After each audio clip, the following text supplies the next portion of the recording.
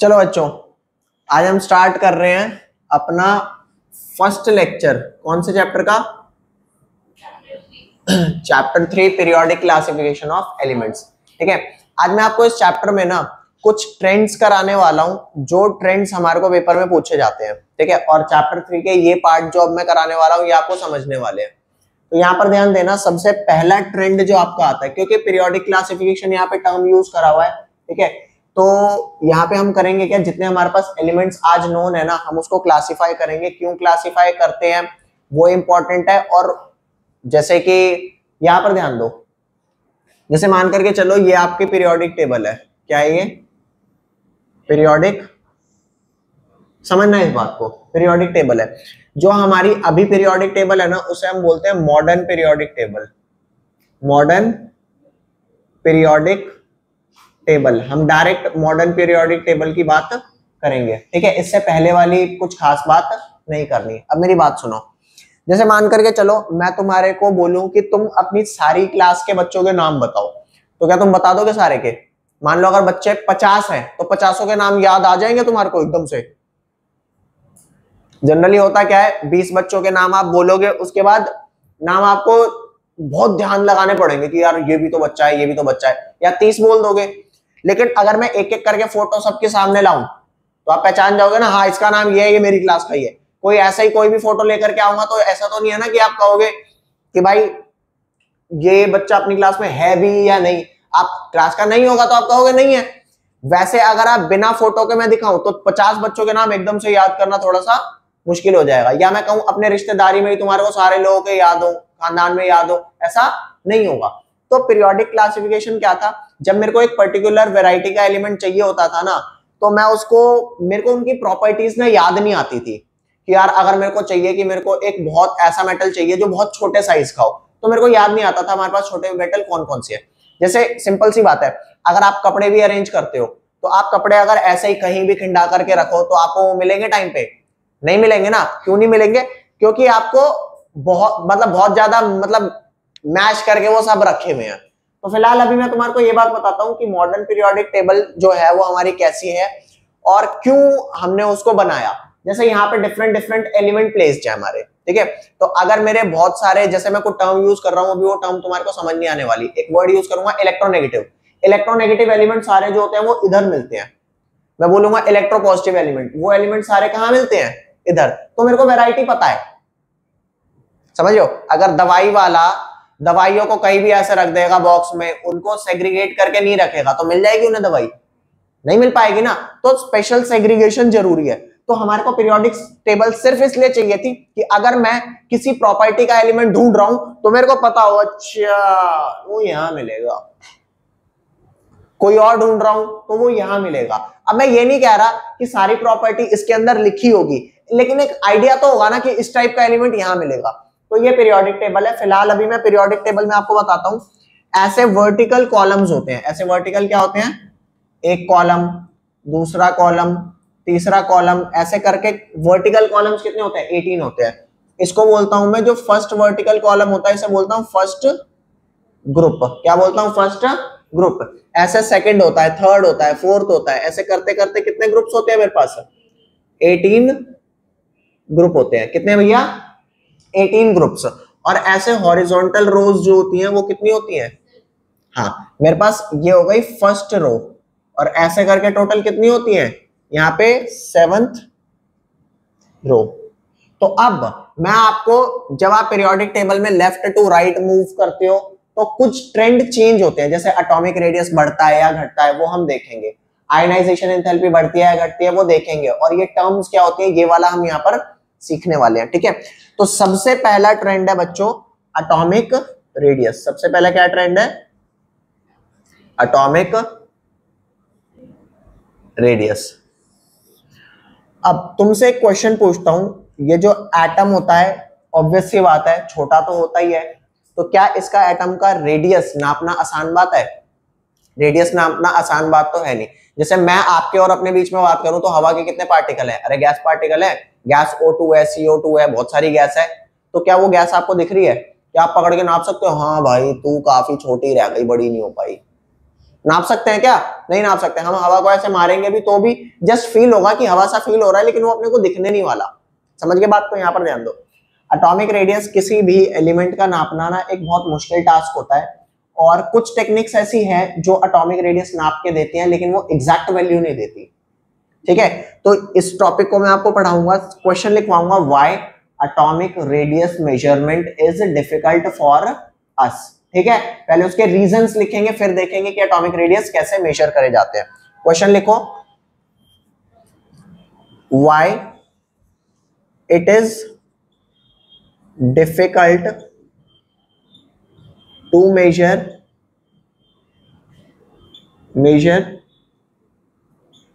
radius of an atom। एक atom का radius measure करना क्यों डिफिकल्ट है, इसका आंसर पहले देखते हैं। आंसर लिखो भाई, इसका answer first, because of its very small size. Size क्या है इसका? Very small size, and it is invisible to, क्या है ये guys? Invisible to naked eyes. पहली बात बहुत छोटा है, दूसरा ये दिखता नहीं है। सेकंड बताऊं, सेकंड रीजन क्या है? इसकी ना हमें बाउंड्री नहीं पता होती। जैसे आपने सेकंड चैप्टर में पढ़ा स्ट्रक्चर ऑफ एटम में कि जो एटम होता है, वो जो न्यूक्लियस होता है, सेंटर में क्या होता है? न्यूक्लियस। तो ये जो न्यूक्लियस होता है, इसके अराउंड इलेक्ट्रॉन ऐसे तो चलता है नहीं, वो कुछ इस फॉर्म में चलता है। कैसे? इस फॉर्म में चलता है। मानते हो नहीं मानते? तो इसकी कोई फिक्स बाउंड्री नहीं होती, वो कई बार पास में भी है, कई बार दूर भी है। समझ गए? अरे बोलो भाई। जैसे तुम्हें एक बात पता है कि ये एक गली है, मान लो काफी लंबी चौड़ी गली है। कई बार ऐसा होता है कि गली का ये वाला इलाका कुत्ते नंबर 1 का है और ये वाला इलाका किसका है? कुत्ते नंबर 2 का है। तो अगर इधर वाला डॉगी इधर आ जाता है तो दूसरे वाला क्या करता है? उसे भौंक भौंक के अपने इलाके से बाहर करता है, नहीं करता? अब इसका मतलब ये नहीं है कि इनकी कोई फिक्स बाउंड्री है। अरे कुत्तों की फिक्स बाउंड्री होती है क्या?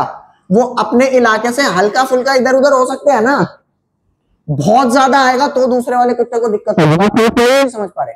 मतलब उनकी फिक्स बाउंड्री ना होते हुए भी they have fix boundary. Fix ना होते हुए भी मतलब एक रेंज तो है ना कि भाई देख, तू यहां तू क्रॉस कर चुका है, मैं जानता हूं, लेकिन मैं भी बोलूंगा नहीं। तू बहुत आगे आएगा तो मैं बोलूंगा। तो इसी तरीके से एटम्स का होता है क्या, कि एटम के जो इलेक्ट्रॉन होते हैं, जो आउटर मोस्ट शेल में जो इलेक्ट्रॉन घूम रहा होता है, कहीं ना कहीं वहां तक उसकी बाउंड्री होती है, लेकिन वो बाउंड्री फिक्स नहीं होती। ठीक है, तो यहां लिखो सेकंड का रीजन क्या है, ये मिटा दूं, कुत्ता बिल्ली ये सब नहीं चाहिए अपने को, तो इसे मैं हटा रहा हूं। तो बस वही वाली बात मैंने यहां से आपको समझाई कि जैसे जिस तरीके से कुत्ते की कोई बाउंड्री नहीं होती ना फिक्स, वैसे ही इलेक्ट्रॉन्स की भी फिक्स बाउंड्री नहीं होती। तो यहां लिखो atom do not have, atoms do not have sharp boundary. ठीक है। थर्ड, एटम जो होता है ना वो अकेला मिलता भी नहीं है। मेरी बात सुनना, एटम अकेला नहीं मिलता। All atoms do not exist alone. जैसे अगर मैं बात करूं हाइड्रोजन की, तो हाइड्रोजन का जो एटम है, मान लो न्यूक्लियस से इसकी इतनी दूरी है, तो हाइड्रोजन अकेला मिलता है या फिर हाइड्रोजन कंबाइन होते हैं H2 मॉलिक्यूल। अरे बोलो, हाइड्रोजन क्या होते हैं? कंबाइन। तो ये अकेला मिलता ही नहीं। अगर ये अकेला मिलता नहीं तो आप यहां सेंटर से क्या नापोगे? ये डिस्टेंस मुश्किल हो जाएगा ये नापना। अरे बोलो भाई, मेरी बात सुनो। देखो ये तो थी दिक्कत कि मेजर करना एटम का रेडियस एक डिफिकल्ट काम है। ठीक है, क्यों डिफिकल्ट है? छोटा है, फिक्स बाउंड्री नहीं है और अकेला मिल नहीं रहा।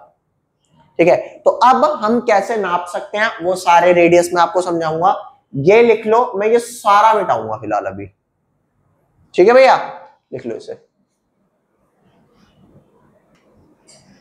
चलो बच्चों, यहाँ ध्यान देना।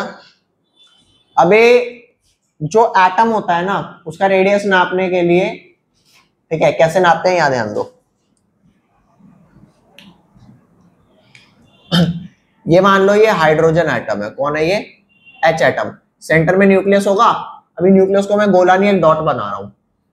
प्लस एक और हाइड्रोजन एटम है, ठीक है, इसके भी सेंटर में न्यूक्लियस होगा। जब ये कंबाइन करते हैं ना तो ऐसा सिनेरियो नहीं होता। यहां ध्यान दो, ऐसा और ऐसा सिनेरियो। यार ये दो छोटे बड़े गोले बन गए, मान करके चल लो सेम है। तो जब ये कंबाइन करते हैं तो ऐसा सिनेरियो नहीं होता। दिस सिनेरियो इज, ऐसा सिनेरियो होता है, वो ओवरलैप करते हैं। ठीक है, तो अब यहां ध्यान दो, मेरे पास एक टेक्निक होती है। जैसे मान लो तुमने मिस्टर इंडिया वो वाली पिक्चर देखी है? वो मिस्टर इंडिया नहीं देखी? मैं बताता हूं। मिस्टर इंडिया में क्या होता है, एक आदमी घड़ी पहनता है, जैसे ही बटन ऑन करता है गायब हो जाता है, फिर वो दिखता नहीं है, सुनाई देता है लेकिन दिखता नहीं है। लेकिन उसकी एक कंडीशन होती है, वो दिख सकता है अगर हम उसे लाल लाइट या लाल शीशे के थ्रू देखें। ठीक है भैया, हमेशा नहीं दिखता। तो मेरी बात सुनो, ये एटम, क्योंकि हवा में ऑक्सीजन है बहुत सारा, CO2 है, अदर गैसेस है, N2 है ना, तो मुझे दिख रही है, तो मैं कैसे नापूंगा? एक टेक्निक होती है, उस टेक्निक का नाम है, क्या नाम है टेक्निक का? X ray diffraction. क्या नाम है गाइस टेक्निक का? X ray diffraction. ये टेक्निक करती क्या है? इट मेजर्स, क्या करती है guys? It measures the internuclear distance between two atoms। किसी भी दो एटम के बीच में कौन सा डिस्टेंस नापती है? इंटरन्यूक्लियर। इंटरन्यूक्लियर का मतलब दो न्यूक्लियस के बीच में। अब चाहे वो न्यूक्लियस कितने भी दूर हो, तो ये जो डिस्टेंस मेजर हुआ ना, डी डिस्टेंस, ये जो डिस्टेंस मेजर हुआ ये इंटरन्यूक्लियर डिस्टेंस है। काका सुन तो सही, ये एग्जिस्ट नहीं करता। लेकिन अगर किसी भी दो एटम, अगर वो बॉन्डेड सिचुएशन में है, उनका एक्चुअल एटॉमिक रेडियस, क्योंकि एटॉमिक रेडियस तो ये होता है ना, यहां से लेके आरे, अरे बोलो भाई, ये तेरा एटॉमिक रेडियस है, तो ये एक्चुअल एटॉमिक रेडियस है। तो ये एक्चुअल एटॉमिक रेडियस तभी आएगा ना अगर वो ऐसे बॉन्डेड हो। क्यों? क्योंकि मैं इंटरन्यूक्लियर डिस्टेंस नापूंगा और उस डिस्टेंस का हाफ कर दूंगा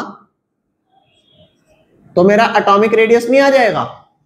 अरे बोलो, क्या मैं इन दोनों के बीच के न्यूक्लियस का डिस्टेंस नाप करके, अगर मैं इसके डिस्टेंस को क्या बोल दूं? d, तो क्या इसके डिस्टेंस के हाफ को मैं एटॉमिक रेडियस कह सकता हूं क्या? क्यों? छोटा आएगा बड़ा आएगा? मान रहे हो नहीं मान रहे? क्यों छोटा आएगा? ओवरलैपिंग है। तो हमने कहा ओ भाई भाई ओए, यू टेक्निक नहीं चलाएगी, क्योंकि ये अगर इंटरन्यूक्लियर डिस्टेंस नाप रहा है तो ये ओवरलैपिंग जोन तो दिक्कत दे रहा है ना। ऐसा केस होता तो ये टेक्निक चलती। तो लोगों ने कहा भाई ये टेक्निक नहीं चलेगी, तो इस टेक्निक ने पता क्या कहा, तेरा बस का हो तो तू नाप ले, फिर मेरे से तेरा काम चलता हो तो ठीक है, नहीं तो तू नाप ले। अब दिक्कत क्या है, मैं न्यूक्लियस को, ये जो एक्सरे डिफ्रैक्शन टेक्निक होती है, ये न्यूक्लियस को तो वो करती है, क्या बोलते हैं, डिटेक्ट करती है, लेकिन पेरीफेरी को डिटेक्ट नहीं करती। जैसे अगर आप और मैं डिटेक्ट कर रहे हैं तो हवा देख पा रहे हैं, वो हवा साइड में बदबू कहीं की, ऐसा होता है क्या? नहीं होता। क्यों नहीं होता? दिख ही नहीं रही। अरे बोलो भाई। तो अब यहां ध्यान दो, एक्सरे डिफ्रैक्शन दो एटम के बीच के न्यूक्लियस के डिस्टेंस को ही डिटेक्ट करता है। तो हमारे पास इसके अलावा कोई चारा, चाहे ये डिस्टेंस कम आ रहा है चाहे ज्यादा है, यही नप के आया है। अगर तुम मान लो कि ये इसके अप्रोक्सीमेटली इक्वल है तो ठीक है, नहीं तो और कई सालों तक तुम्हारे को एटॉमिक रेडियस नहीं पता लगने वाला। और एक सच्ची सच्ची बात बताऊं, अभी तक कोई टेक्निक नहीं है जो इंटरन्यूक्लियर छोड़ न्यूक्लियस और पेरिफेरी की डिस्टेंस को नाप ले। समझ गए? अरे बोलो भाई। भाई मिस्टर इंडिया या तो लाल लाइट में दिखता है, ब्लैक में नहीं, या तो लाल में और या तो वो नहीं दिखता। समझ गए? तो यहां पर ध्यान दो, ये जो रेडियस आया ना, इन्होंने कहा ठीक है आप इसे एटॉमिक रेडियस कह दें, लेकिन सच्चाई तो ये है कि एटॉमिक रेडियस एक्चुअल में है नहीं। एक्चुअल में एटॉमिक रेडियस, अब ये टेक्निक बुरा मान जाएगी बार बार उसे ही बोलोगे तो हमने इसे क्या बोला? Covalent radius. क्या बोला? क्योंकि ये कंपाउंड क्या है, H और H का जो H2 मॉलिक्यूल बना वो कोवेलेंट कंपाउंड था, और ये तो सिनेरियो था ही नहीं, तो इस सिनेरियो को तो मैं काट ही दूं ना। मेरे पास सिनेरियो क्या था? ये तो जो रेडियस आया उसे कोवेलेंट रेडियस आया, और इसे मैं बोलूंगा कि जो कोवेलेंट रेडियस है that is actually lesser than the atomic radius. तो क्या मैं इसे डिफाइन कर दूं कि covalent radius is taken as half of distance between the nucleus of the two atom in bonded situation. अरे बॉन्डेड सिचुएशन में अकेले अकेले नहीं, बॉन्डेड सिचुएशन में। और बॉन्डिंग ऐसी होती है, ऐसी लिखो कोवेलेंट रेडियस की definition.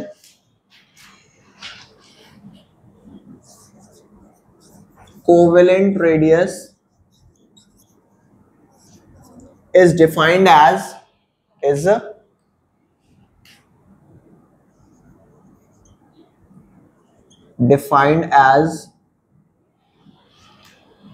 half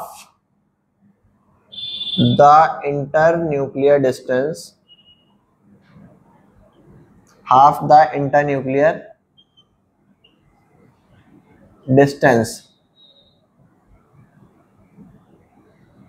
between two atoms in bonded situation। Covalent radius किसे कहते हैं गाइस?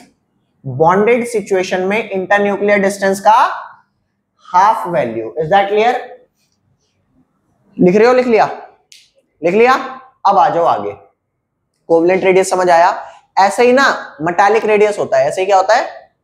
Metallic radius. यहां पर ध्यान दो, एटॉमिक रेडियस के दो पार्ट होते हैं। यहां लिखा मैंने एटॉमिक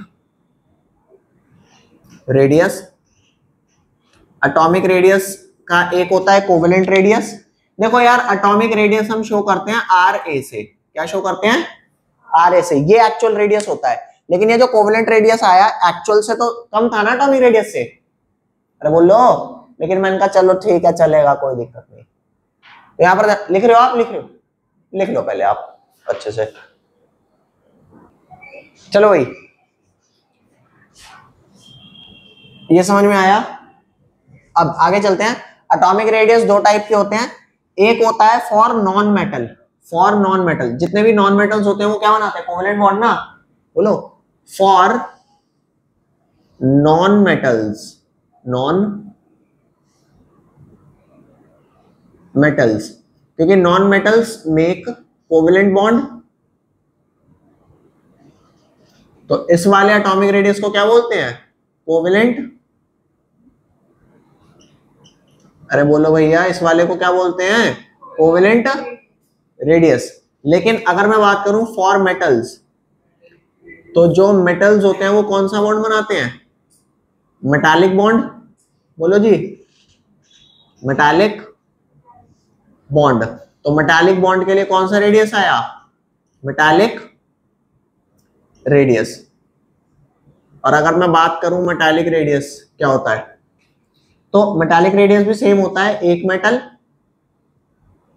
दूसरे मेटल के साथ कैसा बॉन्ड बनाएगा? मेटालिक बॉन्ड भी काइंड ऑफ दिस ही होता है।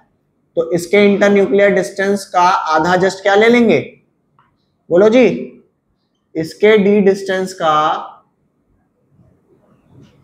आधा क्या ले लेंगे हम? Metallic radius. तो चेक करके देखना, चाहे मैं बात करूं मेटालिक रेडियस की, चाहे बात करूं मेटालिक रेडियस की, चाहे बात करूं कोवेलेंट रेडियस की, दोनों स्मॉलर होंगे ना एटॉमिक रेडियस से, बोलो जी, अरे बोलो भाई। हाँ, अगर कोई तुमसे पूछे कि मेटालिक बॉन्ड क्या होता है, तो सेम डेफिनेशन चिपकाएंगे। Metallic radius, sorry metallic radius क्या होता है, metallic radius is defined as half the internuclear distance between the two atoms of metal in crystal lattice। क्या वर्ड यूज करेंगे, क्योंकि मेटल्स एक लैटिस स्ट्रक्चर बनाते हैं। अरे यार, जैसे इनको मैंने बॉन्डेड सिचुएशन बोला ना, वो एक 3 डायमेंशन क्रिस्टल लैटिस बनाते हैं, ठीक है। तो यहां पर लिखो फटाफट, क्या लिखेंगे,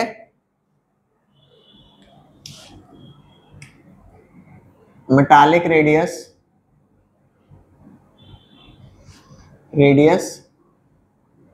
इज हाफ ऑफ, किसका हाफ है guys, half of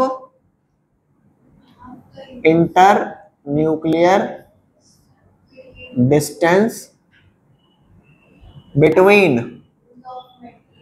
to metal atoms in ionic crystal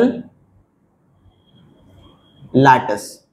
यहां पे क्रिस्टल लैटिस का क्या मतलब हो गया, जो मेटल्स बनाते हैं, ठीक है। दिखता है बिल्कुल ऐसे है। नेक्स्ट हमारा आता है, इसे लिख लो फिर बताता हूं भैया, यहां ध्यान देना। अभी नेक्स्ट आपका आता है जिसका नाम है वैंडरवॉल रेडियस। क्या है भाई, नेक्स्ट यहां पे मैं लिख देता हूं वैंडरवॉल रेडियस, VANDER।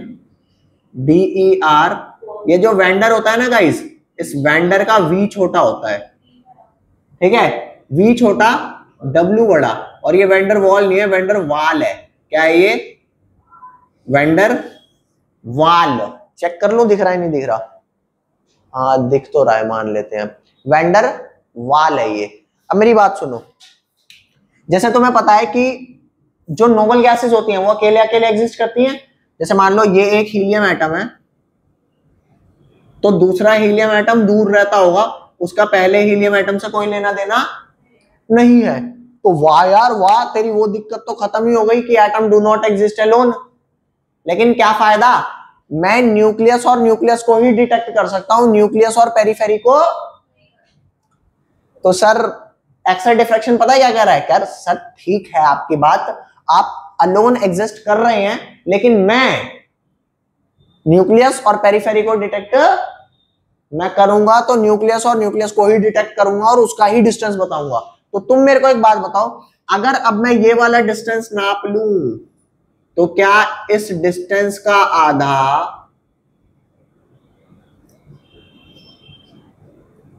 क्या एक्चुअल एटॉमिक रेडियस कहलाएगा?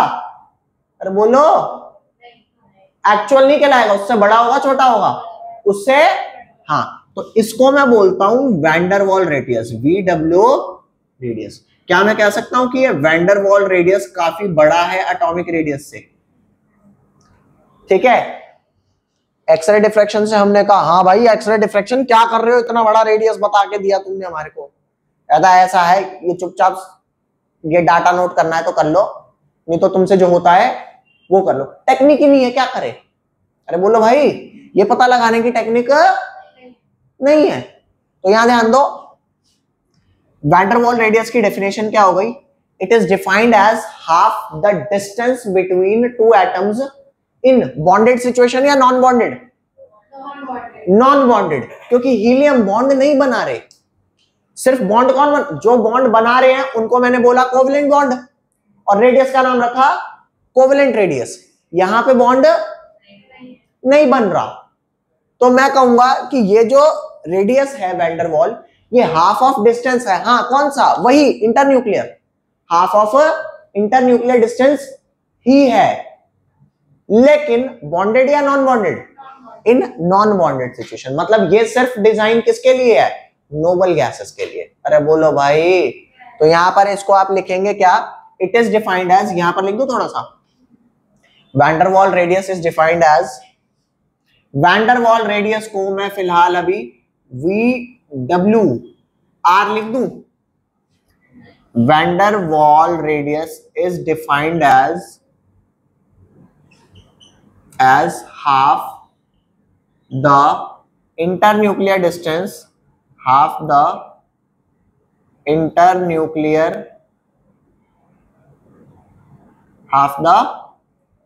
internuclear distance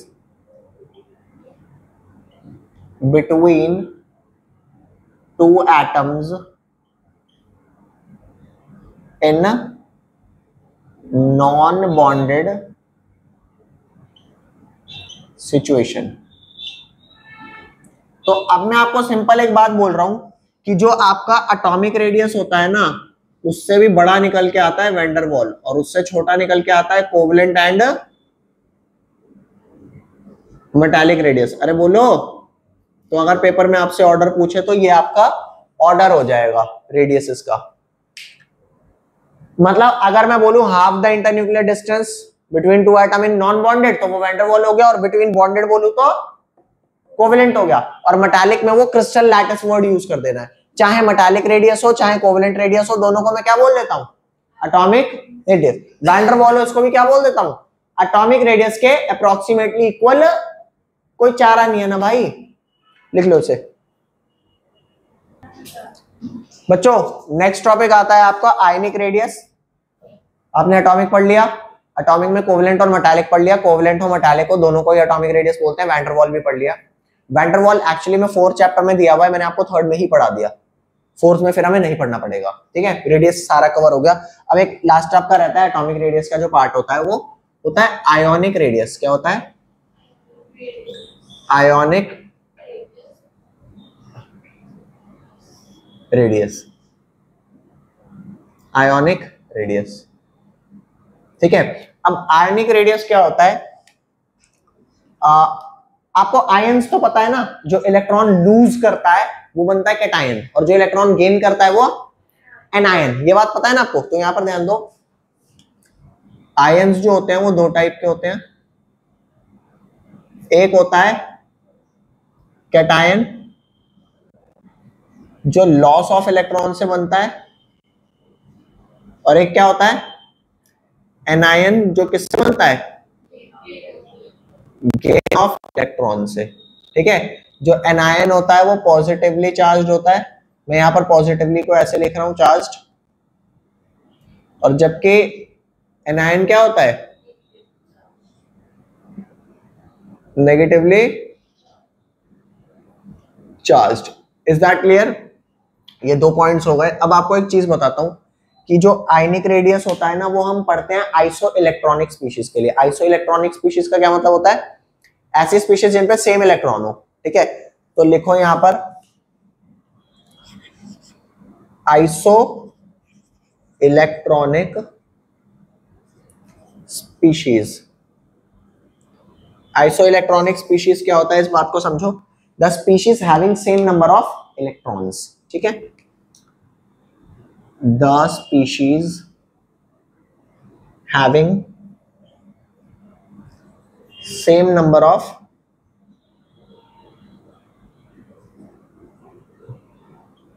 electrons is called, क्या बोलेंगे गाइस? Isoelectronic species. ओके. अभी एग्जांपल देता हूं आइसोइलेक्ट्रॉनिक स्पीशीज का. जैसे आपको पता है F में कितने इलेक्ट्रॉन्स होते हैं? 9 इलेक्ट्रॉन फ्लोरीन. और नियॉन में कितने होते हैं? 10 इलेक्ट्रॉन. अगर F 1 इलेक्ट्रॉन गेन करेगा तो F नेगेटिव बन जाएगा ना गाइस? अरे बोलो. 1 इलेक्ट्रॉन गेन तो क्या बन गया? F negative. कितने इलेक्ट्रॉन्स हो गए? 10 इलेक्ट्रॉन. तो F नेगेटिव और नियॉन क्या हो गया? Iso electronic. ओके. अरे भौंक भी दो. अब यहां ध्यान देना, आइसो इलेक्ट्रॉनिक स्पीशीज क्या होती है? यहां ध्यान दो. जैसे मान करके चलो बच्चों, एक है सोडियम, एक है कौन? सोडियम. मैं डायग्राम थोड़ा छोटा बनाने की कोशिश करूंगा ताकि इतने पोर्शन में ना वो आ जाए. ठीक है. एक है सोडियम. सोडियम लू नहीं, मैं लेता हूं फ्लोरीन. पहले क्या लिया मैंने? पहले फ्लोरीन लिया, फिर मैंने क्या लिया? नियॉन, फिर मैंने क्या लिया? सोडियम. आप सारे बच्चे जानते हो फ्लोरीन जो होता है इसके पास 9 प्रोटॉन्स और 9 इलेक्ट्रॉन्स होते हैं। वो जो 9 इलेक्ट्रॉन्स होते हैं वो Kl शेल में कैसे डिस्ट्रीब्यूट होते हैं 2,7। Is that clear? नेक्स्ट आते हैं नियॉन में कितने होते हैं 10 प्रोटॉन और 10 इलेक्ट्रॉन। 10 इलेक्ट्रॉन K और L शेल में कैसे डिस्ट्रीब्यूट होते हैं 2,8। 8 हुआ ना काका। सोडियम में 11 प्रोटॉन्स और 11 इलेक्ट्रॉन्स, ये Kl शेल में कैसे डिस्ट्रीब्यूट होते हैं 2,8,1। तुम बताओ सबसे बड़ा साइज किसका होगा, F का, नियॉन का या सोडियम का? अरे सोडियम का, क्योंकि नंबर ऑफ शेल बढ़ गई ना। बोलो जी, दायरा बढ़ गया। तो यहां पर ध्यान दो, ये आपका हो गया फ्लोरीन। फ्लोरीन का न्यूक्लियस 9 प्रोटॉन और 9 प्रोटॉन के बाद K शेल, उसके बाद कौन सी शेल L शेल KL। फिर कौन हुआ नियॉन। नियॉन में आपके 10 प्रोटॉन है, ठीक है जी। फिर K शेल, उसके बाद कौन L। लेकिन अगर इसकी मैं बात करूंगा तो क्या होगा 11 प्रोटॉन, 11 प्रोटॉन में K शेल L शेल, उसके बाद अरे बोल लो भाई पूरा कर लेना KLM। तो साइज किसका बड़ा हुआ M का। फिलहाल मैं ये कह रहा हूं कि भाई ये तो कंपैरिजन ही अच्छा नहीं है, इसमें तो 3 शेल है, इनको क्यों तू कंपेयर कर रहा है। आइसो इलेक्ट्रॉनिक कर लेते हैं, इससे एक इलेक्ट्रॉन लूज करवा दूं। अरे यार इसके पास कितने हैं, देखिए इसके पास था 2 यहाँ पे, 7 यहाँ पे, इसके बाद 2 यहाँ पे, 8 यहाँ पे, इसके पास 2 यहाँ, 8 यहाँ, 1 यहाँ। मैं कहता हूं भाई ठीक है, जिनके पास बराबर इलेक्ट्रॉन नहीं है वो ले दे के बराबर कर लो। तो यहाँ क्या हो जाएगा, यहां 1 इलेक्ट्रॉन गेन होगा, यहां पे नथिंग, और यहां पर 1 इलेक्ट्रॉन लॉस्ट होगा। अरे बोल लो भाई लॉस्ट, लॉस्ट जो आता हो लगा लेना, लॉस तो लो, लॉस लिख लो, ठीक है। तो यहां पर अगर मैं बात करूं तो प्रोटॉन तो वही रहे 9 प्रोटॉन, लेकिन इलेक्ट्रॉन बताओ बढ़ गया कि नहीं बढ़ गया। अरे बोलो 2 और 8, यहां पे 10 प्रोटॉन और वही क्या रहे 10 इलेक्ट्रॉन, यहां पर क्या 11 प्रोटॉन। बता एक शेल कम हो गई नहीं हो गई। अरे बोल लो एक शेल। अब मेरी बात सुन, इन 8 इलेक्ट्रॉन को 9 प्रोटॉन अच्छे से खींचेंगे या 11? अरे बाहरी वालों को कौन अच्छे से खींचेगा, 9, 10 या 11? 11 ना भैया 8 इलेक्ट्रॉन है तो 11 प्रोटॉन ज्यादा अट्रैक्शन लगाएंगे ना। बोलो भाई यहां पे 10 प्रोटॉन है और 10 ही इलेक्ट्रॉन है जिन्हें खींचना है, तो ये उतना ही लगाएंगे जितना लगाना चाहिए था। ये 11 प्रोटॉन 11 इलेक्ट्रॉन पे लगाने चाहिए थे ना, लेकिन आप कितने पे लगा रहे हैं मात्र। तो अट्रैक्शन बढ़ेगी नहीं बढ़ेगी। तो अट्रैक्शन बढ़ने के कारण ये कहेंगे यार ये कितनी अट्रैक्शन लगा रहे हैं, इनका जो रेडियस होगा उससे थोड़े से क्या आ जाएंगे। बताओ क्यों पास आ गए। अरे बोलो बिल्कुल। और यहां पे क्या होगा, इलेक्ट्रॉन 10 हो गए, प्रोटॉन वही 9। अरे बोलो भाई है, पास तो आएंगे नहीं, ऊपर से रिपेल कर करके दूर और भाग जाएंगे। यार देख सिंपल सी बात, 10 प्रोटॉन ने 10 इलेक्ट्रॉन संभाल रखे थे, यहां 11 प्रोटॉन ने तो 10 को ऐसा कर दिया शुरू से कि मूव कर गए ना तुम गलती से, बहुत मार मारूंगा। ये कहेंगे नहीं नहीं नहीं नहीं नहीं, नहीं मारना नहीं प्लीज। और मारना तो छोड़ा, इतना अत्याचार है कि अगर K शेल इसकी बाहर होनी चाहिए थी तो स्लाइटली अंदर खींच ली। बोलो भाई यहां क्या है, 9 प्रोटॉन 9 इलेक्ट्रॉन थे, जैसे ही एक इलेक्ट्रॉन बढ़ा, इलेक्ट्रॉन इलेक्ट्रॉन रिपेल नहीं करेंगे, और रिपेल करेंगे तो थोड़े से कहां चले जाएंगे, हाँ कहां चले जाएंगे थोड़े से, क्यों आउटर में चले गए, संभली नहीं रे बेचारे से। तो तुम बताओ साइज देख, KL KL KL KL KL KL सबके पास 2 शेल थी, लेकिन यहां पे प्रोटॉन कम होने की वजह से इन्होंने फायदा उठाया, बाहर चले गए वहां पे। बोलो भाई यार मैं कहूं 1000 बच्चे में एक टीचर हो संभाल लेगा, 1000 बच्चे एक टीचर, अब तो हिटलर ही चाहिए संभालने के लिए। और अगर उन लोगों का दिमाग फिर गया तो हिटलर के कान के नीचे पट पट पट पट कितनों का मार लेगा गोली, 2 4 3 6 ऐसे मार लेगा, बाकी तो मार देंगे उसे। तो यहाँ पे वही था, 9 प्रोटॉन है 10 इलेक्ट्रॉन है, इलेक्ट्रॉन में इतना रिपल्शन हुआ कि वो अल्टीमेटली, तो रेडियस ज्यादा हो गया आयनिक, यहाँ पर जितना होना चाहिए था उतना ही है, ना बाहर ना अंदर। और यहाँ पे न्यूक्लियर चार्ज, जो न्यूक्लियर की अट्रैक्शन है, that is very very very high. तो यहाँ पर ध्यान देना, जो साइज का ऑर्डर है ये आपका हुआ F नेगेटिव, ये आपका हुआ क्या, अबे कौन हुआ, ये नियॉन हुआ, और ये क्या हुआ Na प्लस। तो डिक्रीजिंग ऑर्डर ऑफ साइज क्या हुआ, अरे बोलो भाई, साइज क्या हुआ डिक्रीजिंग ऑर्डर, F नेगेटिव सबसे बड़ा, नियॉन उससे छोटा, और सोडियम प्लस, अरे बोल लो भाई। अब मेरी बात सुनो, F नेगेटिव में इंटर इलेक्ट्रॉनिक रिपल्शन मोर थी, size is more than the parent atom. अरे काका, जो पेरेंट एटम था Kl शेल, उससे तो बड़ा ही हो गया ना size. Size is more than the parent atom because of more inter electronic, अरे बोल भाई, इंटर इलेक्ट्रॉनिक रिपल्शन, बोलो जी। और यहां पर साइज क्या है, यहाँ पे साइज छोटा हो गया देन दी पेरेंट एटम। यार आइसो इलेक्ट्रॉनिक अगर बात करता है Na प्लस, तो उससे तो यार पेरेंट एटम से तो छोटा ही हो गया। अगर मैं कहूं एक इलेक्ट्रॉन लूज भी हो गया तो इतना होना चाहिए था, लेकिन इतना होने से भी तो छोटा हो गया। तो पेरेंट एटम से क्यों छोटा हो गया, because of more attractive force of nucleus. अरे बोलो भाई, तो यहां पर लिखो Na plus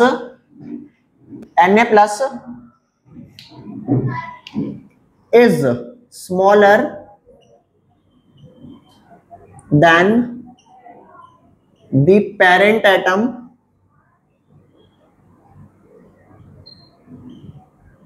because of more nuclear attractive charge।